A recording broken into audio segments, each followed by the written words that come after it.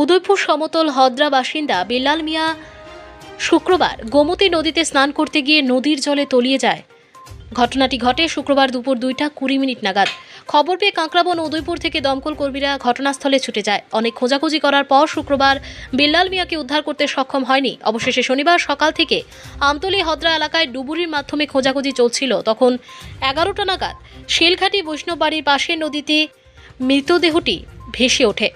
এই দেখে এলাকার শত শত মানুষ ভিড় জমায় এবং পরবর্তী সময় বিল্লাল মিয়ার বাড়ির লোকেদের খবর দেওয়া হয়। ঘটনাস্থলে ডুবুরির একটি টিম এসে বিল্লাল মিয়াকে উদ্ধার করে ইলেকট্রিক জলের ভোটের মাধ্যমে বিল্লাল মিয়াকে নিয়ে যায় ফায়ার সার্ভিসের গাড়িতে ওঠানো হয়। ফায়ার সার্ভিসের গাড়ির মাধ্যমে তেপানিয়া হাসপাতালে নিয়ে যাওয়া হয়। বক্তব্য রাখতে গিয়ে এলাকার মানুষ এবং ফায়ার সার্ভিসের কর্মীরা বলেন, স্থানীয় জনগণ গোমতী নদীতে তল্লাশি চালাচ্ছে বিল্লাল মিয়ার মৃতদেহ উদ্ধারে। পুলিশ এ বিষয়ে কিছু বলতে নারাজ। সাংবাদিকদের ক্যামেরা দেখে পালিয়ে যায় কাঁকড়াবন থানার সাব ইন্সপেক্টর জাকির হোসেন। সাংবাদিককে কোনো তথ্য দিতে রাজি হননি পুলিশ। কি হয়েছে স্যার ঘটনাটা কি?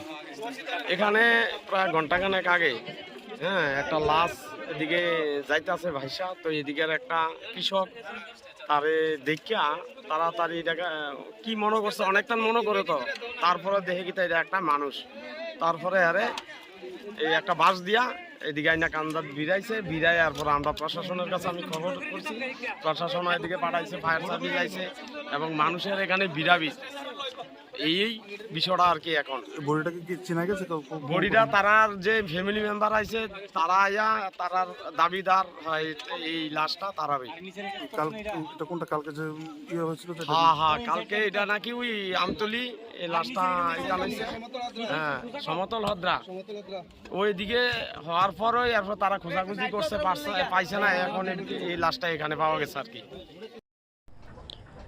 ব্যুরো রিপোর্ট, জনতার বার্তা।